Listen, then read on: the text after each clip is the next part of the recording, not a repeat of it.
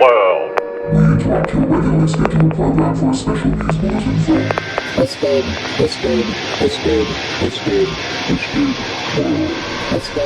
World. What is up, Twisted World fam? We are back with my boys. As always, what's up, guys? Yo. What it is, what it ain't. Hey, we just want to shoot a special thank you to our special guest last week. If you guys haven't had a chance yet, check out The Grassy Knoll. It was our episode on JFK. Go back, take a listen. It was our first guest appearance, so we just want to do a shout out to our good friend DJ. It was fun. Yeah. I wasn't sure how it was going to work out in the little room that we're in, recording with all four of us, but I had a lot of fun adding them on. So it'll be fun to see who else we can get on the show, or even have DJ back for another topic. Yeah, absolutely. I don't know, it kind of I sucks. mean, I like you guys, but it was nice to have a little bit of diversity up in here. Diversity? He's black. Well, I mean, he looked like the Unabomber. He and is. you know, I was worried. our topic today, there's a good tie. Have you heard this? That there is actually a tie that they're trying to tie the Unabomber and the Zodiac Killer together. Wow. There's no founding to it, but I mean, at one point it was explored that they believed those two individuals to be the same person because the Unabomber, or not, the Zodiac Killer had in detail explained bombs. They talked about bombs. yeah. So, But the Unabomber was like younger when it happened, is my understanding. No, Well, so- I mean, I think he was in his, but I mean, it was like years later. It's like 14. It's like 20 years later. Yeah. well, there's an argument there that the Zodiac Killer was in his Maybe teenage it's like years too. father and son teamed up. Maybe, Whoa. maybe. We'll The never know. Zodiac lineage. So, yeah, I mean, back to having guests. I mean, definitely looking forward to our next one. See what kind of crazy antics we can get in here. Maybe somebody that believes farming is all genetic and things like that. You know, some seeds. You know what's funny is I don't even know which one you're referring to. Right? Yeah, you know, that is funny because we can have a conversation about two individuals that feel that way, but Yeah. both have very different approaches to Very what that different. means. Yeah. Very different. Great guys. But hey, maybe we could have them back to back or same time. That'd be cool. That'd be interesting. Yeah. If we did the same time, it would be them talking the entire time and us just chuckling in the background. I mean, yeah, I'm all up for a good laugh. It'd be good times. So fans, anyways, listeners, listen, if you guys haven't had an opportunity, again, check out JFK. Please follow, like, enjoy, share your favorite episode. Tell us why it's your favorite episode. We appreciate you. And as Andy put it, we are talking about the Zodiac Killer. So if you are one of our listeners and you live here in the state of California, you'll know that this is one of the most infamous murderers, serial killers. And even though we're going to get into a little bit deeper on possibilities of who it is, some believe they've discovered it even as recently as a few months back. This individual has eluded the authorities for quite some time. Yeah. He's just like the American Jack the Ripper. He is the American Jack the Ripper. Yeah, he's our version. Yeah. Yeah. So maybe Jack the Ripper came back here, had a few, kids. They had kids. They had Trained him kids, up. And he was like, you know what? I'm going to follow in great-grandfather's footsteps. Yeah. And here we are. Right? Yeah. It's funny. There are some of the one or two of the killings are some similarities there, but definitely don't think this is any ties to Jack the Ripper. So I'm just going to run through some of the basics about this individual. The murders that they are pretty confident are him, like 99.9% confident were him, dated from like December of 68 through October of 69. There are a few that we'll talk about that could have gone back as far as 1962. Now, the major ones are up in Northern California.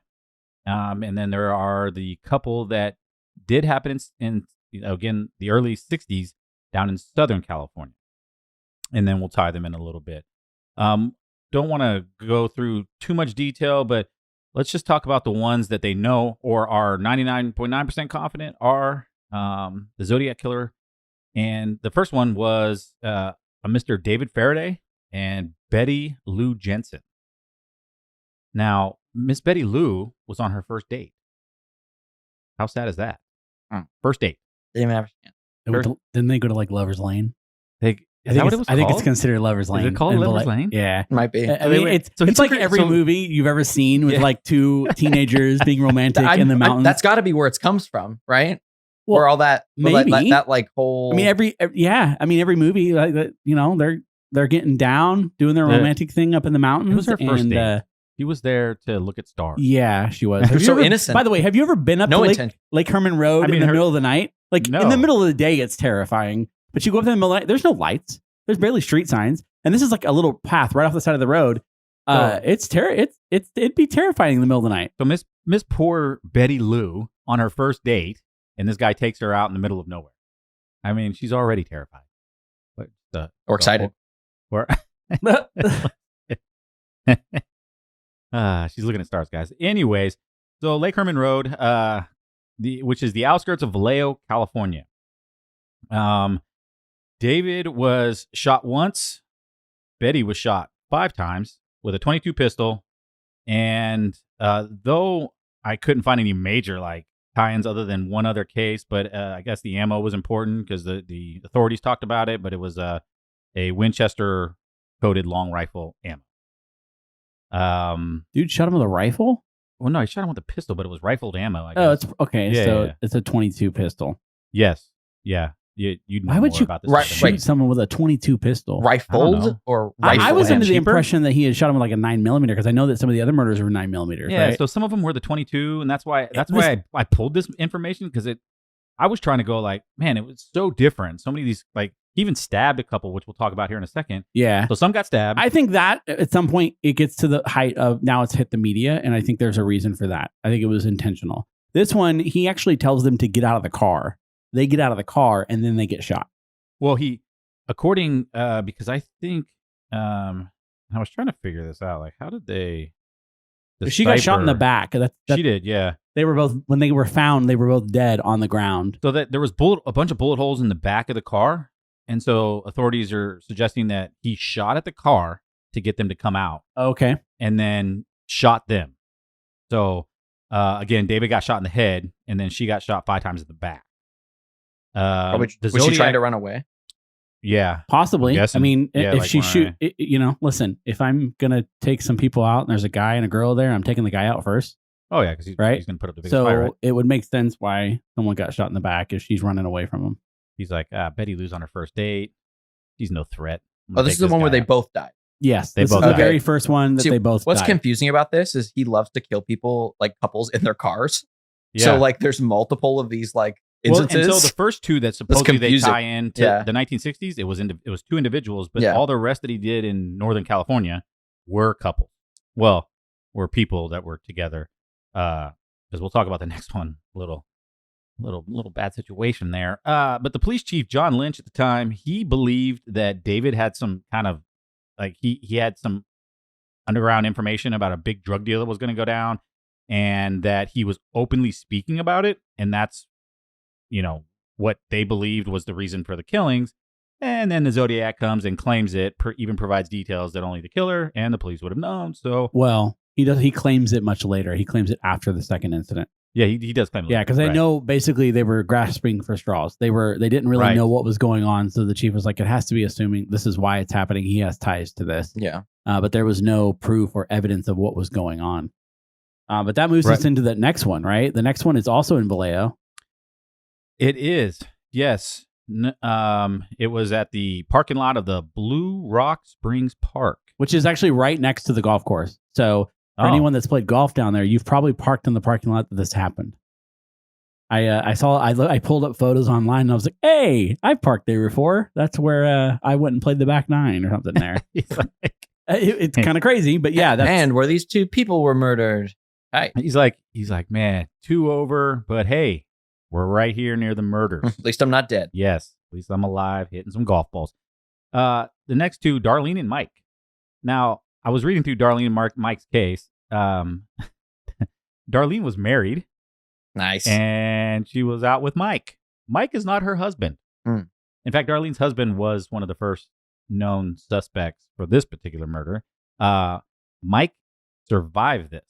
Now, Darlene was shot 9 times. Mike was shot 4. This time with a 9mm pistol, as Andy had talked about. So, again, and this 7 months later, this one occurred. This was in the summer. That previous one was in the winter. And so, 9mm pistol. Darlene was married. Mike got a good look at the guy and described him as a 5'8" to 5'9" white male, late 20s, early 30s, and that will come up a little bit later.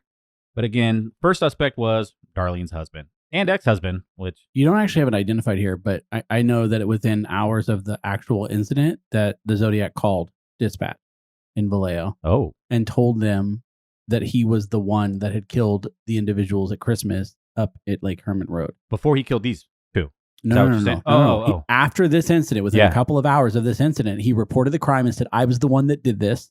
And I'm also the one that did the two teenagers up in the hills. Yeah, he's like, and I killed those two kids. And I killed those two kids. And I killed those two people up at Lover's Lane. Yeah. So this was the first. I don't know why. It was making out, and then this one was cheap. Yeah, I was like, I mean, this is the 60s, so I'm sure there was like no real recording of it, but I was like trying to find a recording of this call online, and there's nothing. I couldn't find anything, but I thought it may be a little interesting to hear what he sounded like. Right. But technology wasn't quite there yet. But anyways, no. So he this is the first time that we have true interaction with dispatch. Hold on, sir. We got to press play on our record on our analog tape recorder. Right. So he actually reports. It's like these giant. To my understanding is he reports the crime before anyone else does. So they hadn't even found the bodies. He reports the crime and says, hey, I've killed somebody, or I've killed two individuals. I've also killed the ones up on Lake Herman Road during Christmas. It was like December sometime. Oh, yeah. He correctly identified everything from what I got here. And also in July 31st, so at the end of that same month, is when the Times Herald letter was sent in. There's actually 3 letters. So there were 3 letters. It was the San Francisco Chronicle, the San Francisco Examiner, and then the Times Herald for Vallejo. And all 3 letters said the same thing, right? Do you remember what they said? It was this idea that, I'm going to keep killing unless you publicize this, if you put it on your front page. And there was what is it called? A cipher. A cipher, but the cipher was in 3 different pieces, and it required all 3 pieces to be posted in the newspaper in order for the cipher to disclose what he said was his name. He said his identity is in the translation of this cipher. Right, in which they deciphered pieces, and we'll get into this later, but it wasn't until actually recently that they believe that they've cracked a majority, if not all of it. Now, the one thing about Mike, so in 1991, okay, so we're talking 22 years later, 1991, Mike then was shown some photos of some individuals and picks out a gentleman by the name of Arthur Lee Allen. But when they asked him what took him so long, and this is in the FBI police report, he says, I was never shown pictures before. I was only given names. Okay, well, you gave a guy a name, and it's not like the Zodiac Killer ran up and like, hey, my name's Arthur. Now you're going to die. He was given names. This is what this guy said. He was never shown pictures before, and so when they show him pictures, he picks out this Arthur Lee Allen. The report said that this, in the article that was attached to, said this could be truly the biggest blunder by a police department in law enforcement history. I don't know. We're going to get to one later on. I don't know if you know about the one in San Francisco. Oh, okay. That one probably. I'm sorry. That one's the biggest blunder. You've got names of people, you've got pictures. Like, where were the pictures then? This whole case is the biggest blunder. Is it right? This guy was kicking back, chilling, just watching these different law enforcement agencies, all these different media sources, and this guy's getting a kick out of it. Total kick out of it, as he makes a mockery of all these trained professionals.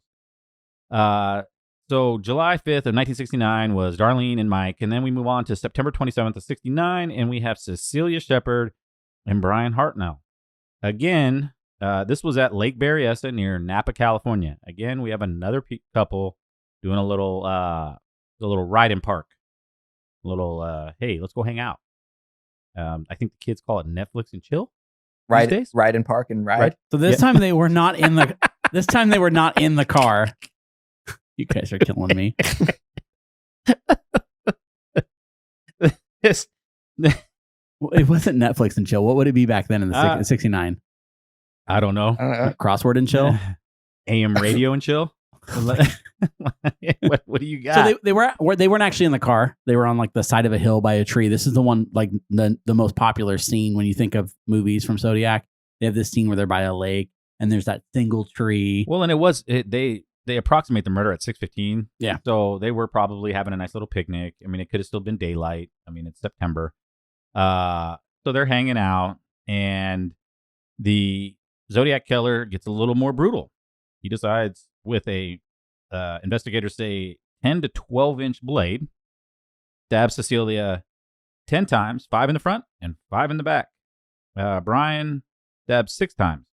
Brian, like Mike, survived. Okay, so Brian got away. Actually, I guess some people saw some stuff, or heard screams, and called authorities, and that kind of what made him stop doing what he was doing. So I don't think he was done with Brian, maybe, but this is the one where this is where I was talking about where the media gets involved. So the media now we've got these letters, which, I'm never a fan of the idea of broadcasting what a serial killer's doing or giving him some kind of notoriety, because I think it only goes to fires him up. I think it fires him up, right? Yeah. Gives them the attention, puts them on a platform to where they can react. And so this is where we see, they don't actually see a face, right? Because Brian lives. They see a man wearing a executioner style like hood with the Zodiac symbol on it. Yeah. And they know him. They basically describe him to be a heavy set man with brown hair, because they can see it. 6 foot. Well, the explanation was they said it was like 5'9" to 6 foot. So he's a taller individual. But yeah, this is the first time where we really see that he's a heavier set man. Like, he's explained as like a heavier set guy, like 200 to 220 pounds, I believe was the argument. But I thought I heard that they were tied up. Like, he got up there, he tied them up and then stabbed them. He approached them with a gun. He said, "Hey, you need to." He basically told them something like, "I'm on the run. I need you to give me your money and stuff like that. But I'm going to tie you up first." And he had a rope on him, and he was like, "Oh, hey, I need you to tie her up." So he told the guy to tie the girl up. And after the girl was tied up, then he tied the guy up. And then after that, things took a turn where he pulled out the knife and just started drilling into her. Yeah. And just I think like this guy, he like said like the screams, because he's the one who ended up living. He said the screams were it's something I cannot get out of my head. Like her screaming as she was being stabbed, like slowly That's stabbed, and it's severe PTSD. But he had so we're talking about people hearing him scream. He had so much time that I believe that, if I understood it correctly, he wrote messages. Was it in blood? I don't know. I don't think they ever specify it was in blood, but he writes a message on the side of the car and symbols, messages in blood, basically his signature. Yep. And he identifies the other two murders, right? The teenagers on Lake Herman Road, the people in the parking lot at the golf course park, and now this one. And he at this last one, he writes the entire date out, September 27th, 1969, and then writes below that by knife. So he's identifying and saying, "I've done these." Oh, and he wrote the previous murders. Yeah, he did. That's what I said. He wrote the first two, and then he wrote this most recent one fully out. And he said that this murder was committed by knife. That's crazy. It's insane. It's insane. And then he like ran off into the city of Napa and called the authorities from a payphone and claimed the attack. They went to this payphone. They traced it, and they pulled some prints. So now they've got some prints. They've got footprints, suggesting the guy's about 210, 220 pounds. Military style shoes. Yes, which we will get into deeper. It's a good point to bring up. That the shoe prints that were found in Napa at the Berryessa site were military issue, or at least that's what they believed. Correct. Based on the tread. So poor Cecilia. Rip. How come the guys are surviving?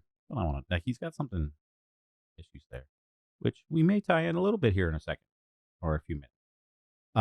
Paul Stein. Now, he was also in Northern California, but so this is a standalone individual. This was an SF. This was in San This is the one that's kind of weird. In the Presidio Heights. This one's different. It is different. He's getting a little more. Yeah, so this is not even a month later. We're like talking 2 weeks later. Now it's in San Francisco, Presidio Heights. You ever been to the Presidio? So that's where it took place. This individual was a cab driver. He was shot in the head, back with the 9mm pistol, but authorities say not the same one that was used on Darlene and Mike. So a different 9mm, which, hey, they're probably pretty cheap back then, I guess. And this time, so before there was never anything taken. This time, this guy's wallet and keys were taken, and a large portion of his shirt was torn and taken. Fingerprints were recovered. They've also found some black gloves and some witnesses. Now we have witnesses, and the witnesses describe him as, here we go again, 25 or 30s, 5'8", 5'9", stocky build. They went as far as to say reddish brown hair. Man, them redheads. With a crew cut. Them redheads. Well, you can't, you know what I mean? Like, what are you, them gingers? Like, you always got to worry about them. Watch yourself. Watch yourself. I'm just saying.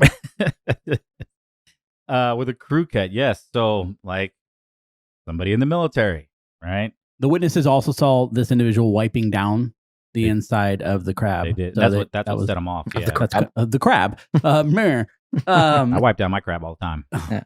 Listen. Got to remember to wipe down your crab before you eat them. It's important. Yeah. It's crucial. I hate you guys sometimes. It's all right. Redhead crew cut. Redhead crew cut. Wiping down crabs. So, yes, I guess he was. I guess that's Can we get to the flub now? This is the biggest flub by any law enforcement agency. This is the one. I'm going to have you talk because I must have missed that. Yeah. Okay. I did. Yeah. I'm going to let you handle this. Yeah. I think I read a little bit, but you probably got a little more on it. They call in, right? The call, and somehow this is maybe it's the 60s. I don't know. The law enforcement, so dispatch relays the information to the officers in the area that they're looking for an African American male, and they describe him as a white male with red hair. Correct. They explain that it's a crew cut, glasses, a whole thing. The two officers in the area stop a white male with a red hair and a crew cut, about the age, about the height, about the weight, with glasses. Yes. Question him, but let him go because he's not African American, and that's who they're looking for. Yeah. This is funny because it's funny because it comes up later in a letter where the Zodiac basically identifies himself and says, "You could have caught me at the park." No, and this is what happened. So the officers actually they report that once they get the actual description, the two officers report that they seen him from a distance. But when the Zodiac reports, he says in a letter, like, "You had me, I was talking to you." And so later, the cops are interrogated again, like interviewed again, like, "Hey, he's saying that he talked to you." And they were like, and they confirmed, yes, he did. So they, at first, they're like, "Oh no, we saw him from a distance." Just like, outside. "Oh yeah, we actually saw him." I watched the instantly video. fired. We had some Starbucks, we had some coffee with him. We kicked it back. Had a donut. It's not their fault. At the end of the day, they based off the description that they had. They questioned the individual. He must have given them answers. The guy's not an idiot, right? He's eluded people this whole time. But the reality is, they stop him. At no point the guy had blood on him. I mean, I know he shot someone from behind with but he was able to somehow clean himself up. And it was right before the park. I actually watched a video where people drive by the area that he got stopped and questioned. It's only like 100 yards from the park entrance, and that's where he ended up going and hiding, which he mentions in like a third or fourth letter. You had a chance in catching me, if you had searched the park. And he sends a piece of the shirt with that letter. Yeah. So they're like, "Yeah, this is the guy." So that's Mr. Officer, you guys spoke to him? That's where the letters become. That's where the proof of the five individuals at work. The five individuals come into play, right? So there's all these other, we're going to get into some more, but there's more individuals that they try to tie back to the Zodiac, and it's grown beyond that. But the five individuals that they can confirm all get confirmed through these letters. And the letters all seem to have proof. They usually identify something that wasn't out in the public, or they identify something like he had a piece of Paul Stein's shirt ripped with the blood of Paul Stein on it. Right. So it's during the letters that he starts to identify himself as the Zodiac Killer with the symbol. But yeah, no, it just, what a misstep. But the worst part of that whole story is, like, you're the dispatcher. These people called in. They're like, "Yeah, 5'9", white male, red hair," and you're like, "Officers, he's black." Hey, you know what? I'm gonna. I don't know Sounds how pretty things black were to run. me. How did you? Dude, they should have put her or him in jail. That dispatcher should be going to jail. That's all I gotta say. That's horrible. Well, it's not the dispatcher's fault. There were teenagers who witnessed the guy like cleaning the cab and saw the guy and but they're like, "Oh yeah, he's black." No. But they got described as white male. They have the translogs, and the translogs say show that these individuals explained him as a white male with rimmed glasses and red hair and a crew cut. The FBI report says that it shows full report was that description. The dispatcher was the one that messed it up. My only issue is I'm assuming that they have audio logs of this interaction, and that's how they're able to tell that. My guess if I'm giving the benefit of the doubt, which I can't, right? This is 1969. We don't really know what's happening. Maybe she said black because that's what she interpreted. She could have gotten 5 different calls five different things. She could have, right? Mixed it up. And it's possible that we're talking about the 69. Maybe when this person called in, the phone broke up or something happened, and that's how she interpreted the call. I don't know, but it's considered one of the biggest. I mean, they could have caught him. They talked to him, and it's insane. It's insane. With Cody's boy Zoe. Miss Zoe? Was Zoe? Oh no, this is my boy Arthur. Oh, my God! Oh, we know who Cody's. You stuck on Arthur Lee Allen? My boy Arthur. I have a really 22 years different later? theory on all this. It's either my boy Arthur or my boy Kane.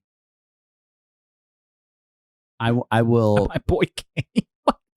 Yeah, there's another Is person. there? Yes. Oh yeah. We guys have. tell me about We got Kane. some Tell me theories. about Kane I got later, some yeah. theories too. So let's let's go through this. I'm gonna quickly go through the first Southern California one. The second one is the most important one.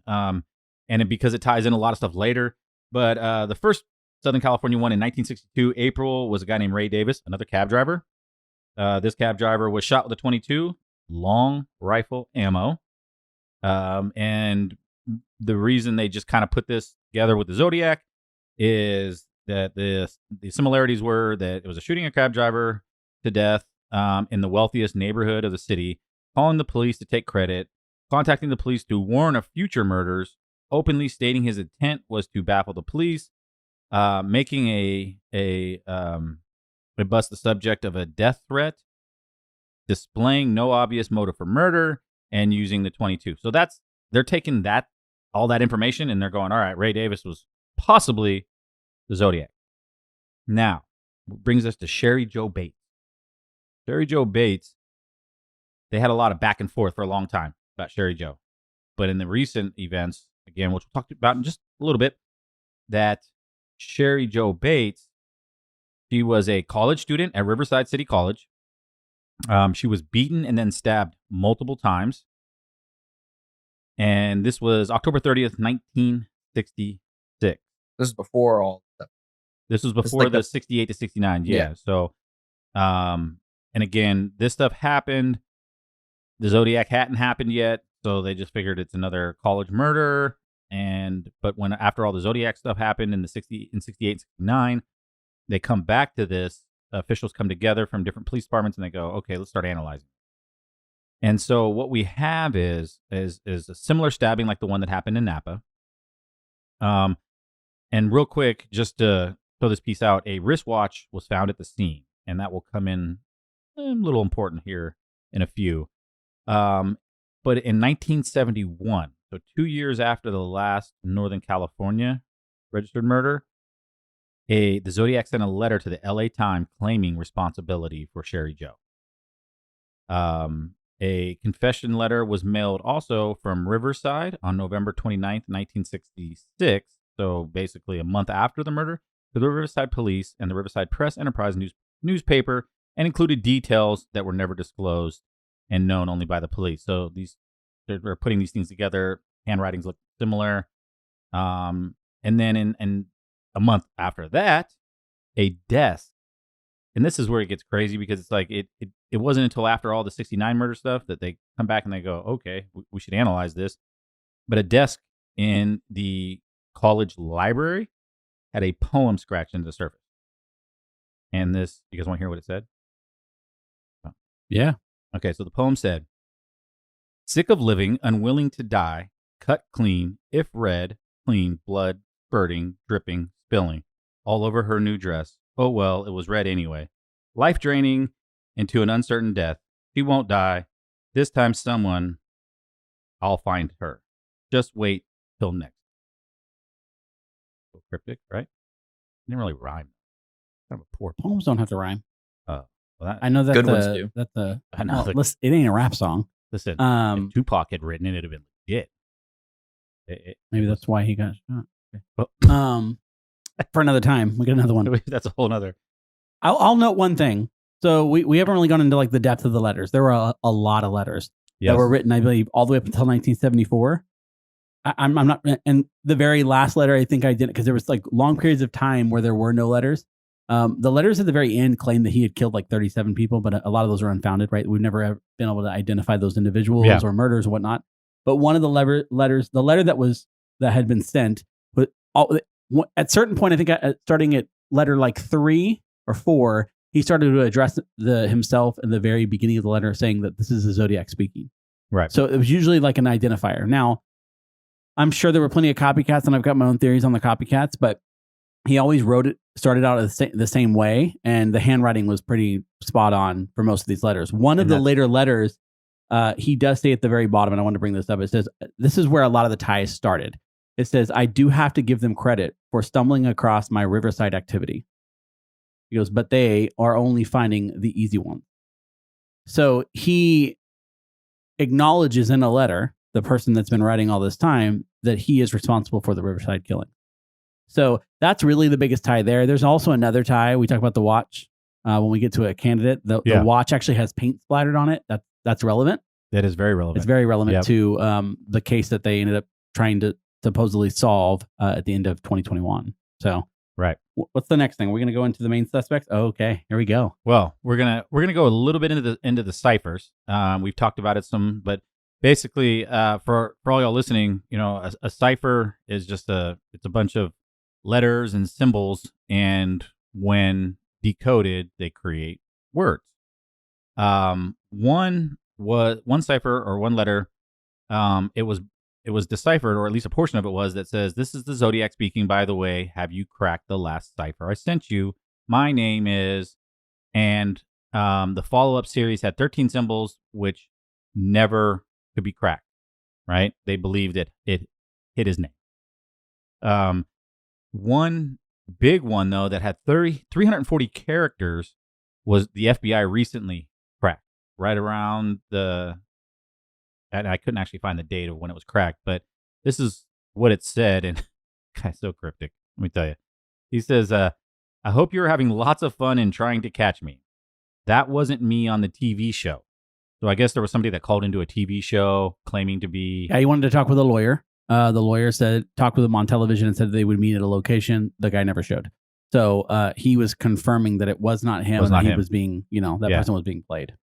And then he said, which brings up a point about me. I'm not afraid of the gas chamber because it will send me to the paradise all the sooner, because I now have enough slaves to work for me, which we will tie in a minute. So it's an important line, because I now have enough slaves to work for me. Remember that.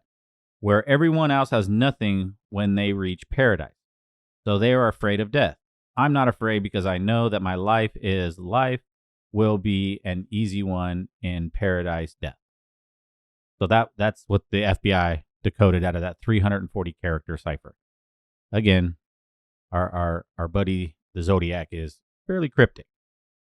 Now let's get into suspects. But before I get into the most recent suspects, I know one of you guys or both of you guys have some thoughts on, or have some usual suspects, some potential suspects. Before we delve into the guy that they are like super confident, the one that they just discovered back in October of 2021. Yeah. So you want to talk about, was it Allen? That's the main one you were talking about initially, right, Cody, that you brought up?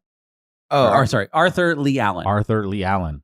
Yeah. I mean, I don't have anything in front of me to talk about him or anything like that. I just know he's a huge suspect in this case. Along with, because he had been interviewed multiple times. Yeah. His house had been searched multiple times. He had been arrested a few times for it, but they were never able to pin it on him. I don't have the details in front of me either. I should have had. The biggest thing from Arthur Lee Allen, that is why I say that, is because in 73, that's when the letters stopped. I mean, there was a 74. Gap. So he stops in 74. He gets married, right? No, he gets put in an asylum for like child. Oh, sorry. I'm thinking about one of the other guys. Yeah. Yes, he gets arrested for child molestation. Yeah, and he gets put into like a mental hospital. And the letter stopped. Not to mention Mike pegged him in 1991 through photos. Right. Right. Yeah, but here's my only concern with him. My only concern with him is that he fits the build of the early ones, like the one in Vallejo, or the two in Vallejo and the one in Berryessa, but he doesn't fit the one in San Francisco. They said he was a lighter build. I think they explained to him to be about 170 to 190 pounds. He was 5'8" to 6 foot, somewhere in that range. White male, crew cut, glasses. There's never mention of glasses before. They don't really talk much about the hair, but they do talk about him being a stocky build in like 3 of the first 3 murders. Can I just say, this is the 60s and 70s. Didn't every white male wear thick rimmed glasses and have crew cuts back then? I don't know. But not every one of them had red hair. Tuck their shirts in. The biggest thing to take away from this. Those guys are sketchy. You got to watch them. The biggest thing to take away from this is the weight. It is very hard to distinguish, to say 175 to 220. Those are very different looks. And every explanation in the first 3 murders were that he was a stocky person. Well, at least in the first 2, because the second one. Well, the Berryessa, they said that the deep footprints said that it was 210 to 220. The man, or what's his name, Brian lived and stated that he had brown hair that was coming out the holes of the mask, and that he was of stocky build, somewhere in the 200 to 225. So if he's a 5'8", 200, he's my size. Like he's a big dude, right? Yeah. With a big head. So so it's hard for me to say that. That's why he's so angry. You would the San Francisco murder. Carry this thing. The San Francisco murder had eyewitnesses from a window, so not really close. But the 2 officers interviewed this man or talked to this man, and they narrowed it down to like 175 to 180 pounds, 5'8". Like he was a much slenderer person. And so this is where that second candidate comes in, and I can't remember the guy's full name, but he goes by the nickname. His surname is K, but he goes by Kane. And it's what's his name? So this is your boy Kane, right? Because his name was also found in one of the ciphers, like that comes up in there. It's a bit of a stretch. It is a stretch, but it does come up in there. They take those letters, and it spells Kane. Yeah, and then there's 3 symbols that look like an 8 circled, and if you go 888, it equals 24, and he was born in 1924. So it's a bit of a stretch. Yeah. But his name does come up in my name is. Like what's anything crazy about him, special about him? He had ties with the so one of the women, I think it was either the first one or the second one of the women at like Lover's Lane or whatever. Yeah. He had ties with her because she worked she was a waitress, and he would always come in and like bother her and like try to like talk to her and stuff like that, but she wouldn't give him the time of day. And so when she was murdered, he was one of the suspects that came up as it, because people were like, "Oh, that guy was super creepy." Actually, another, and I don't remember which one it was, but it may have been Darlene. Had a love interest, or maybe this is the one we're talking about, that he was interested in her, by the name of Lee, and his middle name was Lee, and he went by Kane, but he often used his middle name as his name and went short. I'm just gonna be honest. I hope it wasn't Darlene. He was a floozy. If it was Darlene, it might have been. She was already out there. It might have been with.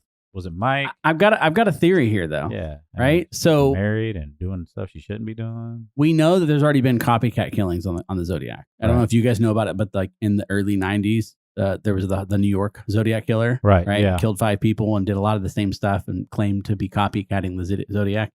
But we know that it happened, and we even know that there was a lot of it happening during this time, trying to explain it all.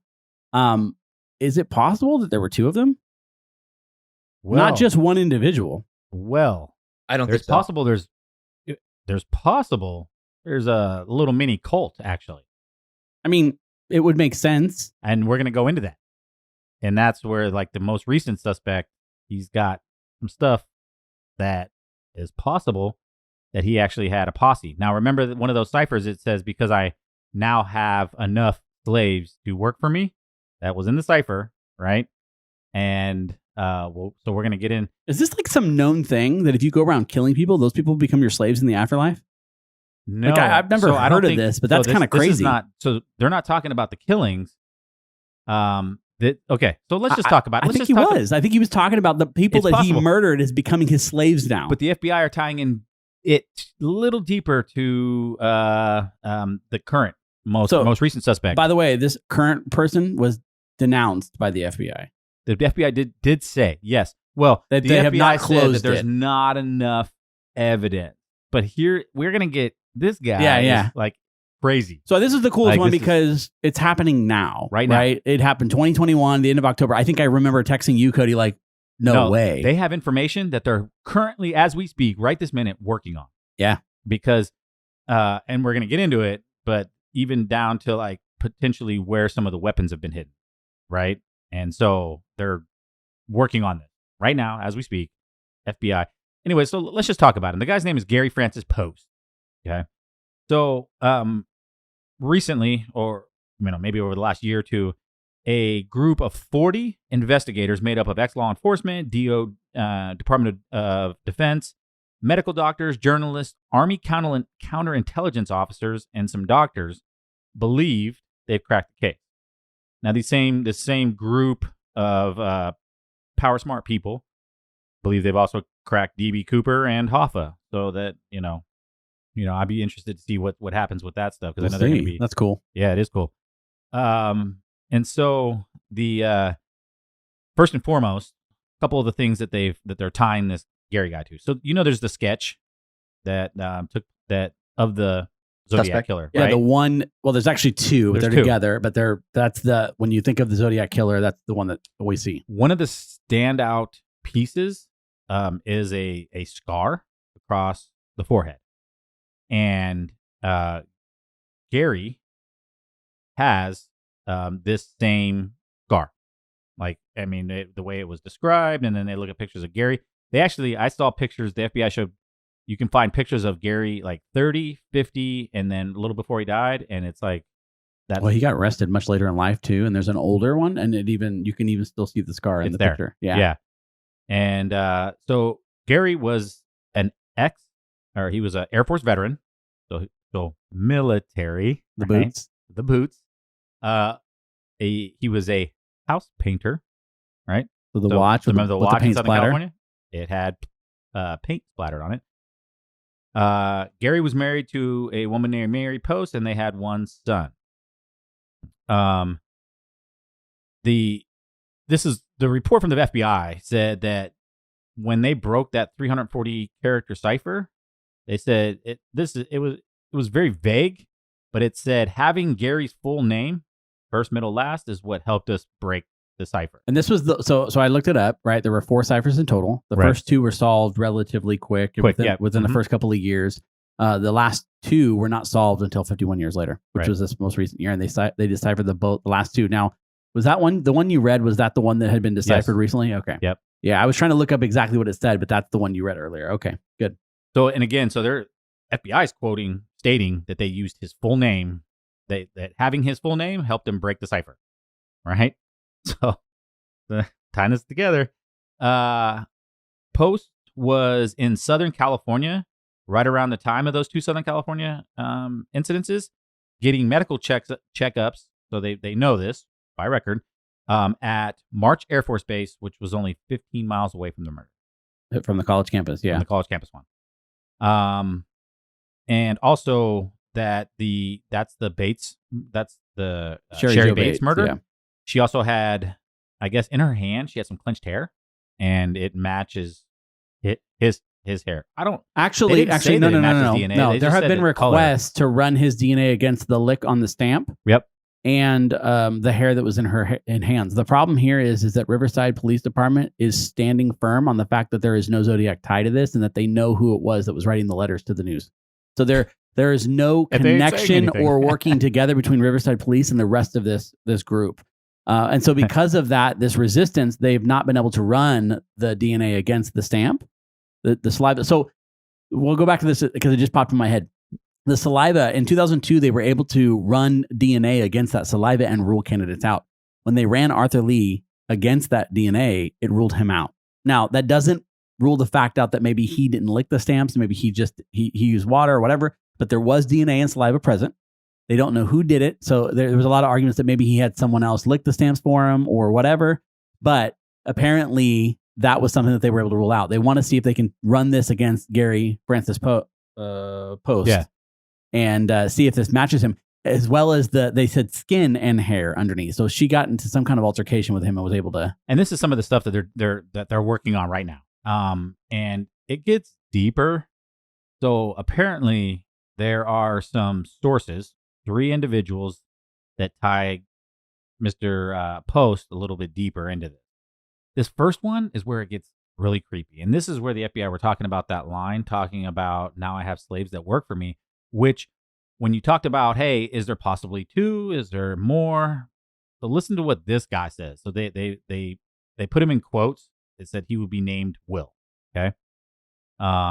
It says that Will claimed Post had a criminal Zodiac posse that was, and that he was part of this posse and that he was groomed to kill. and that Will is currently, as we speak, in the Pacific Northwest, kind of hiding out, right? That Post had a weird love for killing, animals and all sorts of other stuff. And Will supposedly told the authorities exactly where Post hid all the weapons. Apparently, he came to law enforcement in 2016, and they're just not enough for them to go off of. They had no ties to Post to this incident. And it wasn't until he involved the news or the media outlet that the media got involved with this whole thing with the case breakers, and they got involved. And now that the police department, they're all getting in on it. But they're like, oh, hey, he even can't have a San Francisco incident again. He said that Post had given him and some of the other guys caches or weaponries that had been used in these murders, and they were told and instructed to go hide. I guess these caches are on private property, and so part of the thing that they're working on right now is getting access to those things to be able to get it. So that's crazy. If you stop and think about this for a moment, right? Multiple different, in some cases, similar descriptions, but you had all these different descriptions. You have different, you got prints, you got just a ton of different stuff. But one of the things that like always matched was the letters, right? All the letters, handwritings, and these ciphers.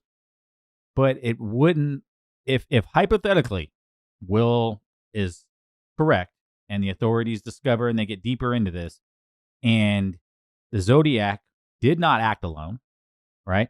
Keep in mind this guy was a military veteran, right? So he's trained, he's taught to work in groups, and we're gonna get deeper into Mr. Sinister Post here in a second, but Will's claiming he had a posse of people. He was teaching them to kill. So, which may explain why there's different 22s, different 9mm, different blades. Who knows? We don't. This is all stuff that they are looking at right now. Oh no, there's even more. So there at one point, and I don't know if you have that. I don't see it down here. Somebody even reported that they were storing weapons of his that he had given them later in life, because this guy lived until he was like 80. He just passed in 2018. Passed in 2018. Yeah. Mind you, I think it was like 2016. He was arrested and put into a mental facility for pushing his wife, who was 74, into the wall and breaking her pelvis in 4 places. So the guy was very violent. Well, yeah. So, but anyway, sorry. Before I go, some members of this posse had received gifts of weapons. Now, they may not have been the weapons that were used, but they were given. And one of those people basically volunteered to give this to the case breakers. And I believe they found 50 weapons in the basement of this house that are all historical. And they came in and cleaned it out and took it to process as evidence. So this guy had crazy. This guy had guns, and he had everything for days. And, this is all new information technically to the law enforcement. So that's why FBI is like, well, it's still an open case. It's an open cold case. Right. So they're not going to come out and say this is for sure, because they have to do their own due diligence. But yeah, dude. I love that they didn't give up, and that, you're starting to find this like deeper, darker. I mean, because people have known about the Zodiac since like in the 60s, right? So you've known about this guy. If this guy was in some, like, he created some mini cult, and it was orchestrated, though. I mean, we're talking, if this is the case, he lined it up well enough that it took over 50 years for stuff to start finding out. It could also, benefit of the doubt, like, it could also justify my theory on more than one person. Yep. Right? It could. The only thing that kind of goes against this, do you think about it, for Arthur Lee Allen, the dude went for years, and he also died, I believe, of a heart attack in like early 2000s, for years being basically convicted. Like, people were saying he did it. And we're still talking about it today as him as a possible candidate, only for the DNA to prove that he wasn't. Now, well, the DNA, because of a lick of a stamp. Correct. So one other guy in the posse licked the stamp. Correct. So that's what I'm saying, is they do enough. There's no tie between Arthur Lee and these guys. No, there's the Mike picked him out in a picture lineup.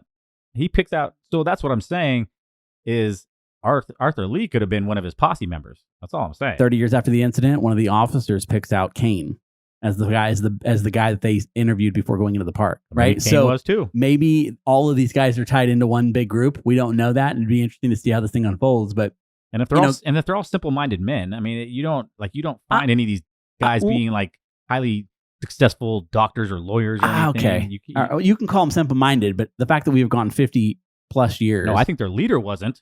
That's true. all I'm saying. Maybe. Like, if this is true, this guy is the mastermind.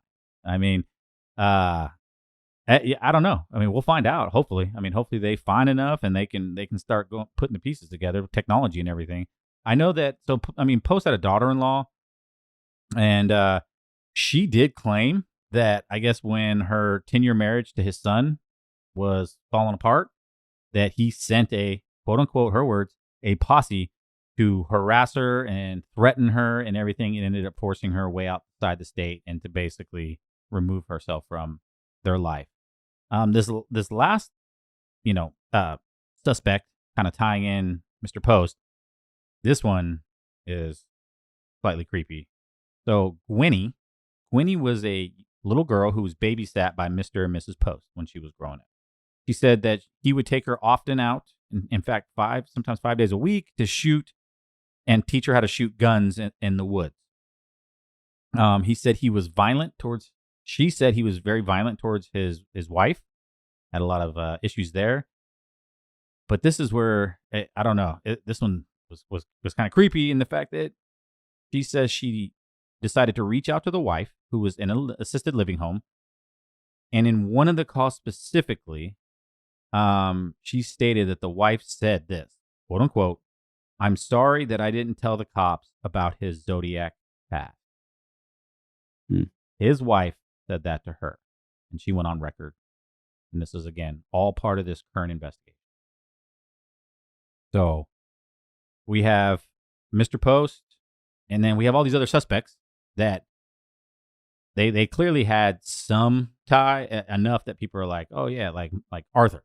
Okay, Arthur was picked out by Mike. Kane was picked out by police officers. And then we got this Will dude saying, hey, Post got a posse, right? He got the PP. You know what? What? The PP, the Post posse, bro. What? Listen, the PP. Oh, okay. All right. Hey, can we get a logo made? Do not. There is one thing we didn't mention, and it was the kidnapping. Did you hear about the kidnapping too? So it was, I think, 1971. There was a kidnapping of a woman and her baby. And how it was going is there was a car following behind another car. He honks at her to get her attention. She pulls over. He says, "Your wheel looks like it's about to fall off. Let me give you a ride into town." They get out and they find that there's only one lug. That she has 4 lugs missing, and then it has one lug. So she is convinced she's pregnant and has a 1-year-old daughter. Oh, no. She gets in the car with him to where he is making these passes at her that are making her extremely uncomfortable. Drives around for almost 2.5 hours before she finds an opportunity to jump out of the car at a stop sign and run. With her kid? With her kid. She doesn't roll. It's not like they hit a stop sign. She gets out and she takes off. And like, tuck and roll, baby. I guess he doesn't pursue her. She's mentioned in the letters. He says that he's making a list of people, like scary list of people. And she's mentioned in the letters as the woman and the baby in the letter. She goes on later to say that because she spent 2.5 hours in the car with him, I believe she went on to identify Gary as the one in photos. Oh, so I didn't see that. There's a bunch of ties in that too, and the evidence there is that because she was mentioned in the letter that there's a possible tie to that whole thing. But she didn't identify that until much later, and she's from Petaluma, so she's just like a local. She's not that far. She was visiting family, but just terrifying. So is it possible that Mr. Post and his gang of ruffians were orchestrating this whole? I mean. Here's this man. He died. What do you say? He was 80? I believe he's 80. In 2018. Yeah. So you've made it this whole time. You've done all this. And even now, even with all the technology, it sounds like they're on his case, but the man's gone. Right? Yeah. So if they uncover it and they're like, yeah, Post did it. I guess my question is you've got this Will guy, right? He's still alive.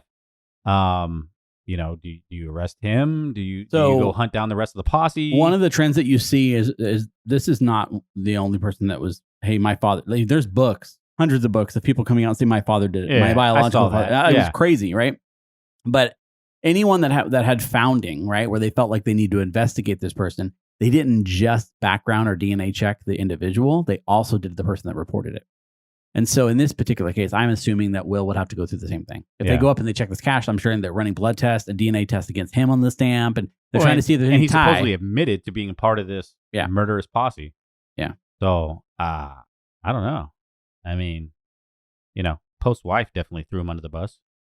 So was it wife or ex-wife? I mean, she did get pushed into a wall and have her, pelvis bone broken 4 times. So you think she was like, I'm gonna? He literally pushed her under a bush. I'm gonna, under a bush. A bus. A bus. Oh, a bush. Yeah. A bush. I'm having troubles talking tonight, slurring. Yeah. So crabs and bushes and bush. We got it. Yeah. God, you guys suck. Before, who knows? I mean, Gary Post. I look forward to. We'll have to keep an eye on it, and if something really does unfold, and just kind of throw it back up on some information for all of our listeners. Like, hey, like this is what the FBI found. And again, it's just notoriety, right? So we mentioned, because we live in California, this is a big thing for us, but this is huge. I mean, there was movies made, and I know you're going to go into the movies here in a second, but just to kind of wrap up everything. But like everyone in the United States, at least the United States, has to have an understanding of what happened with the Zodiac Killer. They have to know, right? And it would be nice after 50-something years to have a resolution to it. I mean, at least for the families, right? But at the end of the day, I think people want to know. Nobody wants a story that's just open-ended. At least not me. I want a little resolution. You watch a movie and it just doesn't resolve, you're frustrated and angry. So you want a little bit of resolution. The movie, the one that pops in my mind the most is the 2007 one with Jake Gyllenhaal. Yeah, they made a movie called they called it Zodiac. It's called Zodiac, and that one is actually 100% based on the fact that Arthur Lee Allen is the killer. Yeah, because that entire movie is wrapped around I think a cartoonist from one of the newspaper articles who's like, which is Jake Gyllenhaal. Yep. Yeah, Robert Downey Jr. And he spends. It's been a long time since I've watched that movie. I thought I should watch it before we did this, but I didn't want it to sway my opinions, Yeah, the Hollywood magic behind it. Yeah. But I mean, that was working with what information they had at the time. It makes the most sense that he would be the guy because of everything that was stacked against him, and that he was pointed out on multiple occasions. Mike said, "Hey, that's him." Did you see the movie? Yeah, I watched the movie. Yeah, it was good, right? Yeah. So maybe they'll redo it now that Gary Post. I guess it's going to be anticlimactic though if they're just like, boom, solid evidence, it's Mr. Post. Oh, and no, like, he's already won't be passed. Anticlimactic. I mean, yes, he's already passed, but they're going to want to know that information. And I would assume that if it is indeed him, that at some point we will get ties back to Riverside where they do wear the blood against him. Yeah. Right? Because I'd be interested to see. And they may end up finding more victims because of this. Right? He claims 37 in the letter. I believe Gary Post, or one of them, gets married in 1974. I believe he's the one that gets married in 1974 to his wife. And that's why the letters stop. There's that tie too. He's like, I got a lady now. I'm good. But I mean, just the biggest thing for me is I was always when I watch it back and I read it back and the incident, the way things happened, it's a 10-month period. If we're not counting the early 60s ones, it's 10 months, right?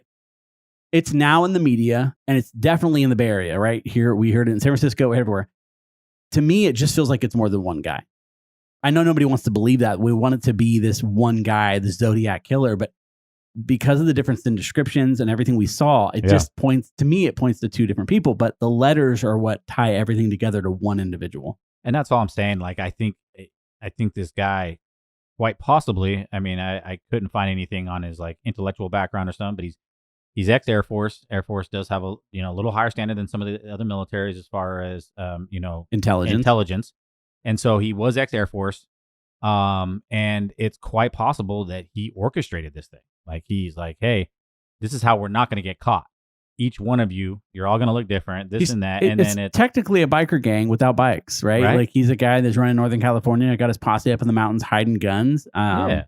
I mean, the campfire gang. I'm sold. I need to see more about it. I really like to see what comes out from it. Hopefully it doesn't stretch out another 10 or 15 or 50 years. We get some kind of closure to it. But, yeah, I mean, they're getting after it.